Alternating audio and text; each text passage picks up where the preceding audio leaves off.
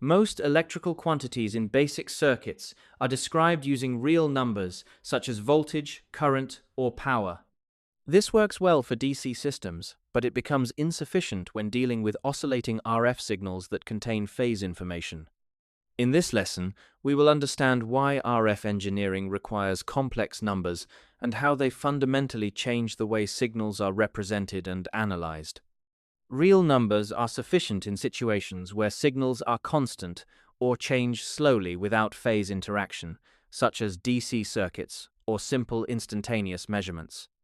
In these cases, a single value can fully describe the physical quantity being observed. However, RF signals are fundamentally different because they are time-varying and oscillatory in nature. A sinusoidal waveform is not only defined by its magnitude, but also by its phase relationship relative to time or other signals. A single real number cannot represent both aspects simultaneously. When multiple RF signals interact, they may add constructively or destructively depending on their phase difference. This behavior cannot be captured using only real numbers, which is why a more powerful mathematical framework is required. Complex numbers extend the real number system by introducing an additional orthogonal dimension represented by the imaginary unit. Instead of describing values along a single axis, complex numbers represent points on a two-dimensional plane called the complex plane. In RF engineering, this structure allows signals to be represented as rotating vectors, where the magnitude corresponds to signal strength and the angle corresponds to phase. This makes it possible to capture both amplitude and phase information in a single mathematical object. This representation significantly simplifies signal analysis. Instead of working directly with time-varying sine and cosine functions, engineers can work with steady-state complex representations that are mathematically easier to manipulate and combine.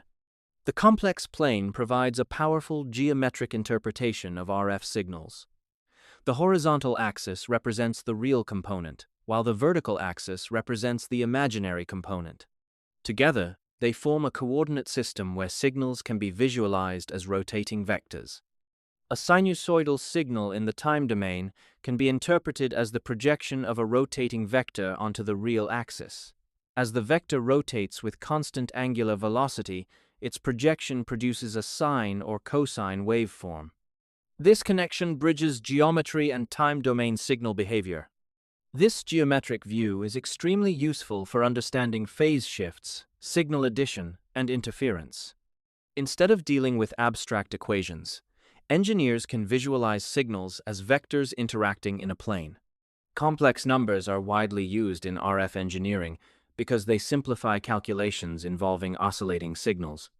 Instead of solving differential equations for every sinusoidal component, engineers can transform time-domain signals into complex exponential form. This transformation allows amplitude and phase to be handled simultaneously. Operations such as addition, multiplication, and differentiation become much simpler in the complex domain compared to the time domain. As a result, complex numbers form the foundation for phasor analysis, impedance modeling, and frequency domain signal processing, all of which are essential tools in modern RF system design. In RF engineering, complex numbers are used in nearly every aspect of system design and analysis.